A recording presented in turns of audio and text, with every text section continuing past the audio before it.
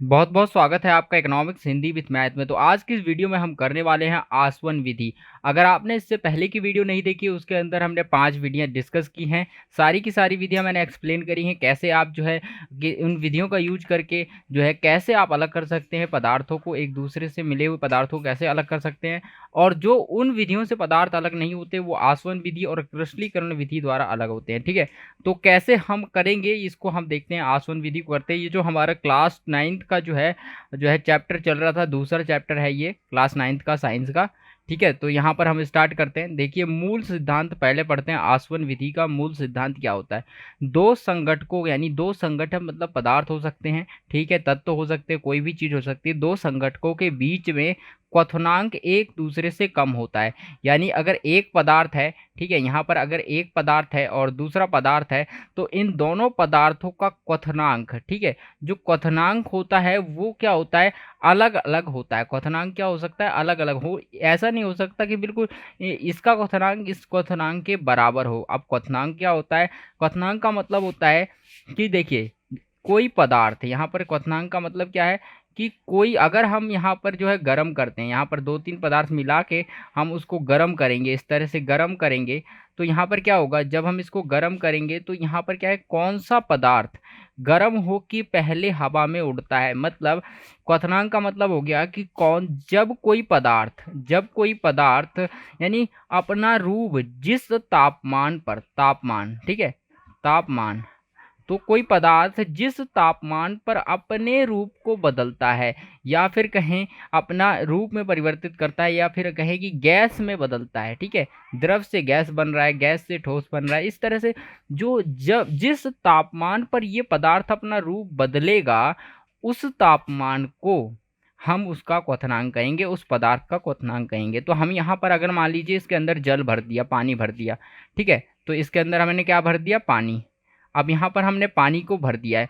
अब पानी भर दिया तो पानी को यहाँ पर गर्म किया जाएगा, तो आपको पता है कि पानी भाप बन के उड़ जाएगा। तो यहाँ पर हम थर्मामीटर भी लगा लेते हैं। तो यहाँ पर जिस तापमान पर ये पानी भाप बन के उड़ेगा, उस तापमान को हम रिकॉर्ड करेंगे, तो वो उस तापमान को, वही तापमान जो है इस पानी का क्या हो जाएगा? क्वथनांक हो जाएगा। चलिए मैं आपको एक चित्र के माध्यम से इसको और बेटर तरीके से समझाता हूँ। आसवन विधि में हम क्या कर सकते हैं? देखिए, यहाँ पर आसवन विधि में हम कह सकते हैं कि हमको एक बर्तन लेना है, और बर्तन में यहाँ पर आपको क्या करना है, एक यहाँ पर जो है, जैसे कि हमने दो पदार्थ मिक्स किए हैं, पहला ये है वाइट वाइट पदार्थ है, और यहाँ पर इस तरह से ये पदार्थ मिक्स किया है। अब हम क्या करते हैं? इसको हीट करते हैं, ठीक है, यहाँ से हीट बढ़ाते हैं, उसको गर्म करना शुरू करते हैं। अब यहाँ पर गर्म करेंगे तो देख सकते हैं आप, यहाँ पर मैंने थर्मामीटर भी एक लगा रखा है, जिससे कि ये पता चले कि कितना तापमान हो गया है। तो यहाँ पर जैसे ही यहाँ पर ये तापमान यहाँ पर क्या होगा, इसका क्वथनांक के पास आएगा, तो ये जो है गर्म होके यहाँ पर जो है गैस में बदलना शुरू हो जाएगा।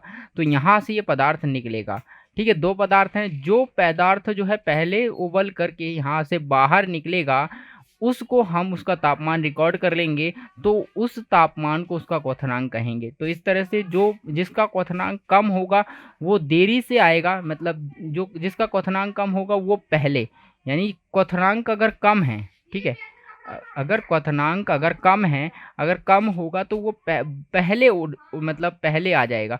अगर क्वथनांक ज़्यादा है तो उसको टाइम ज़्यादा लगेगा। तो यहाँ पर एग्जांपल, जैसे कि अगर मान लीजिए 100%, यानी यहाँ 100 सेल्सियस, अगर मान लीजिए 100 सेल्सियस की बात करते हैं, 100 सेल्सियस पर आ गया, अगर ये तापमान है, अगर इतना तापमान है, तो इस तापमान पर पानी उबलने लगता है।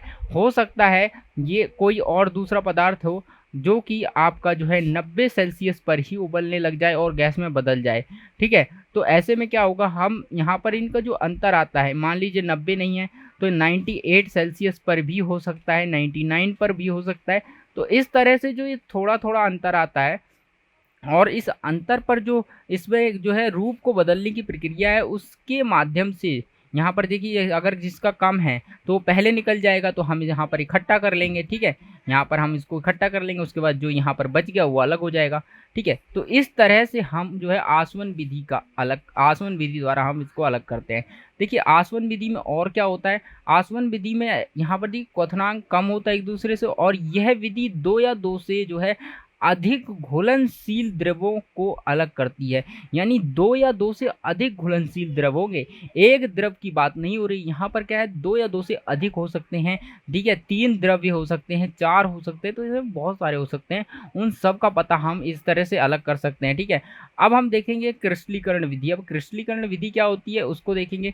यहाँ पर देखिए मूल सिद्धांत पढ़ते हैं इसका, यानी किसी मिश्रण में अशुद्धियों को दूर करने के लिए जो है पहले से उपयुक्त विलयन में घोलना तथा क्रिस्टलीकरण द्वारा संगठन को पृथक करना होता है। तो इस विधि के अंदर क्या होता है कि यहाँ पर इस विधि में जो है अशुद्धियाँ जो होती हैं, जो कि विलयन होता है एक, उसके अंदर अगर अशुद्धियाँ हैं तो हम क्या करेंगे, पहले से हमारे पास जो विलयन है, ठीक है, जो हमारे पास पहले से विलयन पड़ा हुआ है, पहले से उपयुक्त विलयन है, उसमें हम क्या करेंगे, कुछ घोल देंगे, ठीक है। तो और उसके बाद उसको क्रिस्टलीकरण बनाएंगे, उसके बाद हम उसको पृथक करेंगे। तो चलिए मैं इसका जो क्रियाकलाप में आपको दिखाता हूँ कैसे ये काम करता है। तो यहाँ पर देखिए पृथक्करण की विधि, यहाँ पर जो क्रिस्टलीकरण विधि में क्या होता है कि यहाँ पर आपको चाइना डिश लेनी है, उसके ऊपर आपको बीकर के ऊपर आपको रख देना है, इसमें आपको जो है वाटर रख लेना है, पानी डाल देना है, उसके बाद आपको एक बर्नर नीचे लगा देना है स्टैंड रख के, ठीक है। उसके बाद इसको गर्म करना शुरू करना है। तो ये जैसे जैसे गर्म होगा तो यहाँ पर आपने क्या, कॉपर सल्फेट इस जो है चाइना डिश के अंदर कॉपर सल्फेट को रख देना है। यहाँ पर रखने के बाद आप देखेंगे कि ये जैसे ही गर्म हुआ तो ये भाप की वजह से ये भी गर्म होने लग जाएगा।